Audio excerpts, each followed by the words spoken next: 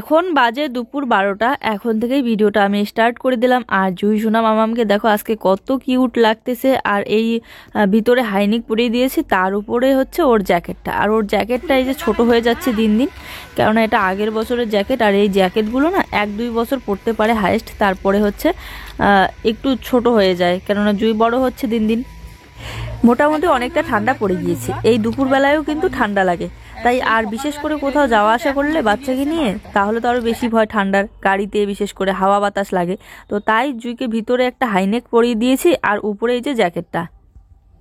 আর যেহেতু বাচ্চাকে সাথে নিলাম, তাই একটা চাদরও ব্যাগের মধ্যে ভরে নিলাম। আর একটা এক্সট্রা করে প্যান্ট নিয়ে নিলাম, যাতে এই প্যান্টটা যদি ভিজে যায় তাহলে চেঞ্জ করে দিতে পারবো। না হলে কি হয়, ঠান্ডার দিন ভিজে গেলে আবার এই ভিজা প্যান্টেই থাকতে হবে।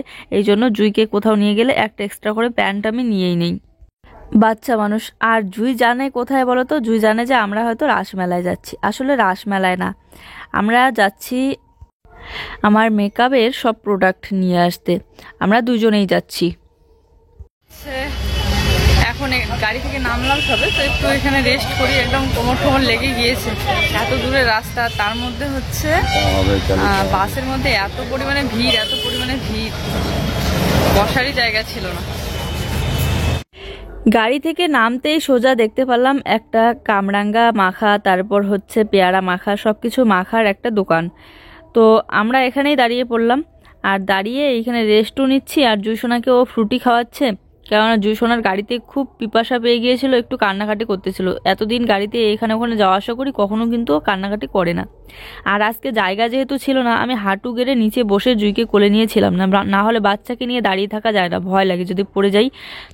তবুও মাঝে মধ্যে যখন আমার হাঁটু লেগে যায়, তখন জুইয়ের পাপা একটু করে এক হাত দিয়ে কোলে ধরে দাঁড়িয়ে থাকে। তো এরকম করেই পুরো রাস্তাটা আসলাম। তো এখানে দেখতে পাচ্ছ পাকা কাঁচা কামরাঙ্গা। তো আমি যদি বলতাম পাকাটা মেখে দাও তাহলে বেশ ভালো লাগতো, কিন্তু বলিনি আমি কিছুই, তাই কাঁচাটাই মেখে দিয়েছে। তবুও ভালো লেগেছিল। আর দারুণ, মানে একটু হালকা হালকা টক, হালকা হালকা ঝাল, আবার হালকা হালকা মিষ্টিও লাগে। তো দুজনে মিলে খাচ্ছিলাম। আর জুইসোনা এখানে দাঁড়িয়ে ফ্রুটি খাচ্ছিল। আগে কামরাঙ্গাটা খেয়ে নিই শান্তি করে, তারপরে জিনিস কিনতে ঢুকবো। ফাইনালি আমাদের কেনাকাটা কমপ্লিট হলো। আর দিদিভাই, এই যে দিদিভাই যাইতে বলতেছে, অনেক জোর করতেছে চলো, বললাম যাবেই না, কিন্তু এই সময় গেলে না অনেকটাই লেট হয়ে যাবে। মোটামুটি কয়টা বাজে? 4টা বাজে, 3টে বাজে। তো হ্যাঁ, এই যে তাড়াতাড়ি বেলা ঢুকে যায়। তো এদিকে আমাদের সব জিনিস কেনাকাটা হয়ে গিয়েছে। আর এদিকে দিদিভাইয়ের সাথে দেখা হয়ে গেল। তো দিদিভাই অনেক জোর করে বলতেছিল যে চলো আমাদের বাড়িতে যাই, কিন্তু আমি বললাম যে না, আজকে আর যাবো না, কেননা অনেকটাই লেট হয়ে গিয়েছে আমাদের। আর গেলে পরে ওদের বাড়িও মোটামুটি অনেকটা দূরে, তো আস্তে আস্তে অনেকটা সময় লেগে যাবে, মানে রাত্রি একদম অনেক রাত হয়ে যাবে। তো যেহেতু বাচ্চা আছে সাথে, তাই আর গেলাম না। তো এখন চলে আসলাম আমরা খেতে। আর খাওয়ার বিলটা দিদিভাইই করে দিয়েছে, কেননা আমরা দিতেছিলাম, কিন্তু দিদিভাই কিছুতেই ছাড়বে না, দিদিভাই দিয়েছে। আর তারপর খাওয়া দাওয়ার পর চলে এসেছে বৃষ্টি। মোটামুটি অনেকক্ষণ বৃষ্টিতে ওখানে দাঁড়িয়েছিলাম। দাঁড়িয়ে থাকার পর এই যে আমরা ফাইনালি বাড়িতে চলে এসেছি। আর এসে এই যে জুইসোনার পাকা পাকা কথা আর দুষ্টমি। বলো মাসিরা কেমন আছে সবাই? জি আজকে আমাকে বলতেছিল যাওয়ার সময়, বলতেছে মা আমার কপালটা ব্যথা করতেছে, গাড়িতে বলতেছে গাড়িতে এত পরিমাণে ভিড় ছিল আজকে, আমরা দুজনে নিচে বসে গেছি না শোনা, বলে নিয়ে হাঁটু গেড়ে গেড়ে বসে গিয়েছি, কারণ পুরো গাড়িটা এত ভর্তি ছিল একদম। আর এই যে আমাদের ফাইনালি মেকআপে সব প্রোডাক্ট চলে এসেছে। সব বলতে প্রায় বেশিরভাগ গুলোই নেওয়া হয়ে গিয়েছে, শুধু একটা দুটো বাকি আছে। ওই একটা দুটো মানে আমার বাজারে পড়েনি, তাই আমি নিইনি। ওই একটা দুটো আমি পরে ধীরে ধীরে নিয়ে নেবো। এই তো আমাদের মেকআপের প্রোডাক্টসে ব্যাগ একদম ভর্তি হয়ে গিয়েছে। তো বন্ধুরা এই যে দেখতে পাচ্ছ, এটা হচ্ছে কি, এটা ক্রিম্পিং মেশিন নাকি? মেশিনটা আমরা হচ্ছে ট্রাই করেই নিয়েছি ওখানে। আর কি বলতো, চাইলে আমি একটু কম অন্য কোম্পানি নিতে পারতাম আর কি, কিন্তু আমি ভাবলাম যে যেহেতু টাকা খরচ করবোই, এতগুলো আমার পরিশ্রমের টাকা, তো একবারেই ভালো দেখে নিই, যাতে 2-3 মাস পর নষ্ট না হয়ে যায়। তাই একদম ভালো দেখেই নিলাম। তবু এর থেকে ভালো ছিল, কিন্তু ওটা নিতে পারিনি আমি, আমার বাজেট অনুযায়ী আমি নিয়েছি। আর এই ব্যাগটাও আজকে কিনে নিয়েছি আসার সময়। আজকে ভীষণ খুশি লাগতেছে যে জিনিসগুলো নিতে পারলাম। সব আমি লিস্ট করেই নিয়ে গিয়েছিলাম, আর দিদির কাছেই লিস্টটা বানিয়ে নিয়েছিলাম কি কি জিনিস নেব না নেব। এই যে এক এক করে সব দেখাতে পারতেছি না কোনটা কি জিনিস এখনো, মানে ওখানেই শুধু দেখে দেখে নিয়েছি নিজের চোখে, আর এখানে এসে খুলে দেখা হয়নি এখনো। তো একটা একটা করে জুয়ের বাবাই আর এই সব মেকআপের জিনিসগুলো না প্রচুর প্রচুর পরিমাণে দাম। দেখা যায় এত ছোট ছোট জিনিস, কিন্তু এত দাম ভাবতেও পারি না, মানে কি বলবো। তো এখানে কিন্তু সামান্য একটু জিনিস কিন্তু অনেক টাকার জিনিস। তো যাই হোক, সব আমার কষ্টের, জানি না কিভাবে কাজ করতে পারবো কিনা, তবে চেষ্টা করব পুরোপুরি একদম মন দিয়ে ভালোভাবে শেখার। তো এখানে আইশ্যাডো প্লেট থেকে শুরু করে কনসিলার প্লেট, তারপরে সব কিছু আছে, হাইলাইট, তারপর স্প্রে সব। হেয়ার স্প্রেটা নিতে পারিনি, ওটা আমি পরে নিয়ে নেব। প্রথমে নিয়েছিলাম, তারপরে সাইড করে রেখে দিয়েছি। গুড মর্নিং বন্ধুরা, welcome back to our new blog. আশা করি সবাই ভালো আছো, সুস্থ আছো। আমরা অনেক অনেক ভালো আছি। তো সকালবেলা ঘুম থেকে উঠলাম, উঠে জুসোনাকে দিলাম ওর পাপার কাছে, সামনে নিয়ে গেল, আর আমি ব্রাশ করে মুখ দিয়ে আসলাম। এখন ঘরটা একটু গুছিয়ে নেবো, পরিষ্কার করে নেবো। বিছানাও তোলা হয়নি এখন, তো বিছানাটা সবার প্রথমে তুলে নেবো। কালকে রাত্রিবেলা আসার পর জুয়ের পাপা গিয়েছিল শ্রাদ্ধ বাড়িতে, আমাকে বলেছিল অনেকবার করে যেতে, কিন্তু ওখান থেকে আসার পর আমার শরীরটা এতটা ক্লান্ত লাগতেছিল যে আমি আর যেতেই পারিনি। তারপরে ও আর বাবা দুজনে গিয়েছিল। আর রাত্রিবেলা আমি আর রান্না বান্না করিনি, চা করে খেয়েছিলাম, চিড়া ছিল তো চিড়া দিয়ে চা খেয়েছিলাম রাত্রিবেলা। আর জুয়ের জন্য শুধু একটু খিচুড়ি বানিয়ে ওকে খাওয়াই দিয়েছিলাম প্রেশার কুকারে।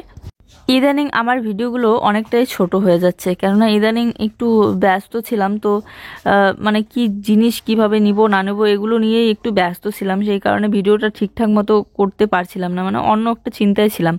তো এখন যেহেতু জিনিসও আমার কেনাকাটা কমপ্লিট হলো, তো এখন চেষ্টা করব আমি একদম পুরোপুরি ঠিকভাবে ভিডিওটা দেওয়ার। তো যাই হোক, এদিকে বিছানা গোছানো কমপ্লিট, আর এইদিকে দেখো চেয়ারের মধ্যে কতগুলো জামা কাপড়। তো সব এগুলো কালকে রাত্রিবেলা এখানেই রেখে দিয়েছিলাম, এত রাত্রিবেলা আর ভাঁজ করে রাখা হয়নি। আর জুয়ের এই যে দুইটা পুতুলে এই চেয়ারের মধ্যে রেখে দিলাম, দিয়ে জামা কাপড়গুলো এখন ভাঁজ করে বাইরের চেয়ারটাতে রেখে দেবো। এটা কিন্তু আজকেরই সকালবেলা। আর এই যে দুই বাপ বেটি দেখো কি করতেছে, আমি এদিকে কাজ করতেছি আর ওরা লুকিয়ে লুকিয়ে দেখতেছে আমাকে। আর কালকে যেহেতু ক্লাস করতে যাওয়া হয়নি, তো আজকে আমি যাব। আর এদিকে আমার কাজগুলো সকালবেলা উঠে ঝটপট করতেছি, কাজগুলো কমপ্লিট করে রেখে তারপরে যাব।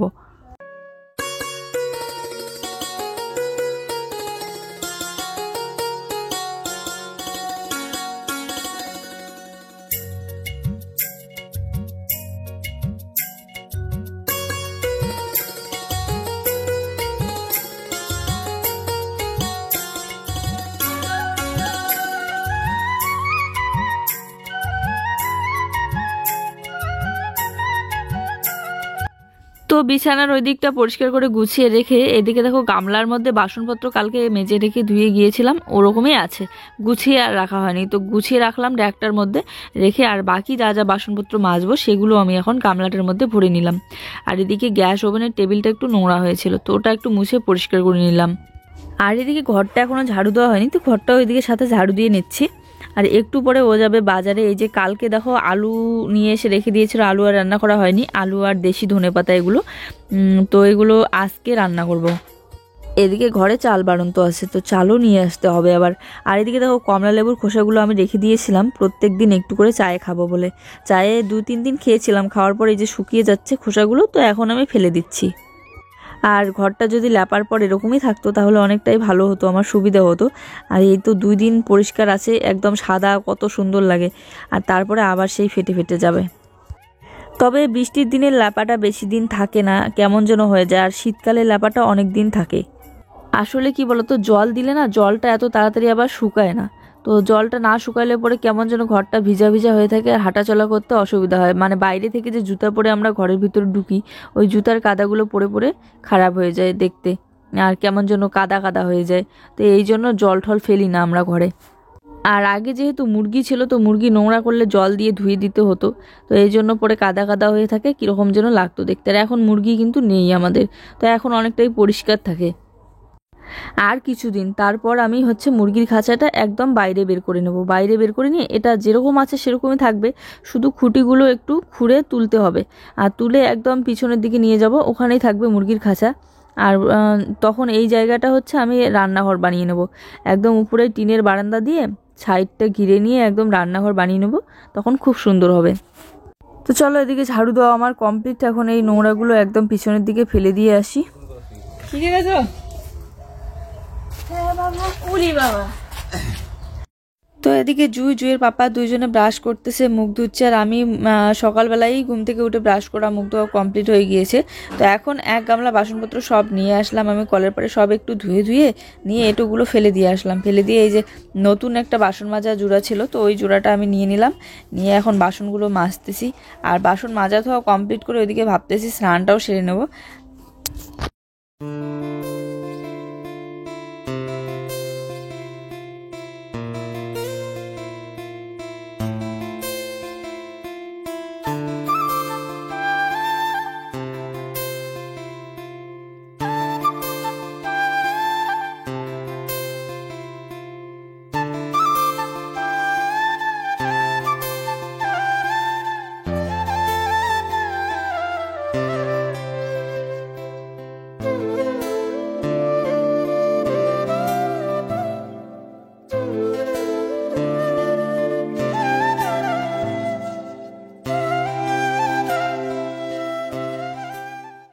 বাসন মাজা ধোয়া সব কমপ্লিট। আর এদিকে জুই ঘরে বসে বসে একা একা ওকে খাতা আর কলম ধরিয়ে দিয়েছি, ও লিখতেছে। বিস্কিট দিয়েছিলাম কিন্তু বিস্কিট খাবে না, তো এই যে এদিকে ও আবার নারিকেল কাটতেছে। আর সবার শেষে এই হাঁড়ি দুটো রয়ে গিয়েছে, তো হাঁড়ি দুটো বের করে নিলাম, মেজে ধুয়ে একদম জল টল নিয়ে আসবো, কেননা একটু পরে আবার স্নান করে আমার রান্না বসাতে হবে। ওই যে বললাম না ক্লাস আছে আজকে, তো ক্লাসে যাব। নারকেল নারকেল সকালবেলা উঠে নারকেল কাটা লেগে পড়েছে। নারকেল বের হয়, ফুল গাজা বের হয়। ফুল না, এটা গাজা। যাই হোক, তোমাদের সকাল সকাল এই যে আমি নারকেলটা কেটে নিলাম একদম বাবা ফ্রেশ করে, কি সুন্দর করে কাটছে। আর এই নারকেলটার এখন জল বের করব। এই নারকেলটা এখন জল বের করে আমি খাবো, আর নারকেলটা ওরা খাবে। নারকেল অতটা আমার ভালো লাগে না, আর ওদের খুব ফেভারিট নারকেল। খোসাগুলা ঠিক আছে।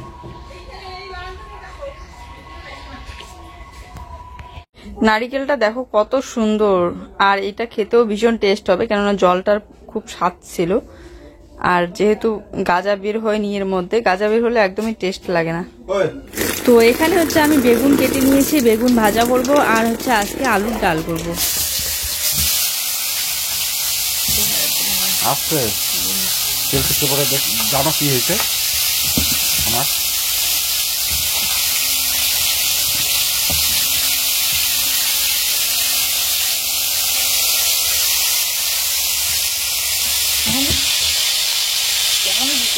আর আলু আমি আলাদাভাবে সেদ্ধ না করে আমি ভাতের মধ্যেই ধুয়ে দিয়ে দিয়েছিলাম। আর এইগুলো নতুন আলু, তো এগুলোর আলুগুলোর খোসাগুলো না একদমই পাতলা, অল্প একটুতেই উঠে যায়, তাই আলুগুলোর খোসা ছড়িয়ে না দিয়ে এমনিতেই ভালোভাবে ধুয়ে দিয়েছিলাম আমি। বেশ অনেক কয়েকটা আলু দিয়েছিলাম, তো আলুগুলো সেদ্ধ হয়ে গিয়েছে। তো আলুগুলো এখন বের করে নিচ্ছি, আর আলুগুলো আগে আলাদা করে নেব, মানে ভেঙে ভেঙে নেব গ্লাস দিয়ে, তারপরে হচ্ছে আলুর ডালটা বানাবো। আর এই রকম করে আলুর ডাল ডিম দিয়েও ভালো লাগে, আর হচ্ছে এমনিতেও ভালো লাগে ধনেপাতা দিয়ে। তো আজকে যেহেতু ধনেপাতা আছে, আর যখন হাতে সময় থাকে না, একদম শর্টকাট রান্না, খেতেও ভীষণ ভালো লাগে। তো আলুগুলো সব আমি এক এক করে বের করে আলাদা একটা বাটির মধ্যে রেখে দিচ্ছি। একটু পরে আমি আলুর মধ্যে যে ভাতগুলো লেগে লেগে আছে সেগুলো ঝেড়ে ঝেড়ে রেখে দেবো। তবে আলাদা একটা বাটির মধ্যে ভাতগুলো ঢেলে ঢেলে আলুগুলো বের করলে আরও তাড়াতাড়ি বের করা হতো, আর ভাতটাও কেটে কেটে যেত না। তবে আমি এরকম করেই বের করে নিলাম। তো এই যে সব কটা আলু আমি বের করে নিয়েছি, এবার একটু ধুয়ে নেব আলুগুলো। আজকে বেগুনগুলো ভালো আনছে না, বেশি কম। হ্যাঁ, বেশি থাকলেই খাইতে মন না বেগুন। দেখবা কেমন সিস্টেম বেগুনের।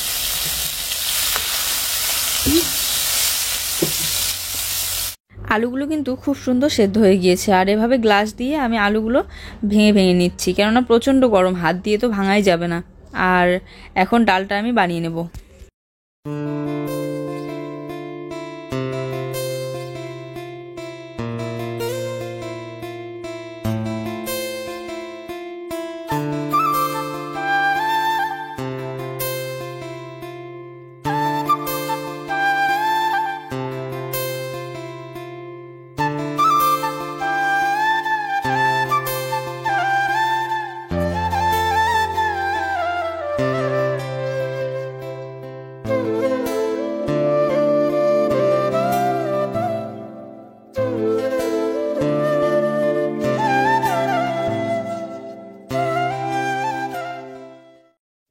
তো চলো রান্না কমপ্লিট, এখানে দুটো পাঁপড়ও ভেজে নিয়েছি। আজকের ভিডিওটা ছিল এই পর্যন্তই। ভালো লাগলে অবশ্যই একটা লাইক কমেন্ট করে দিও।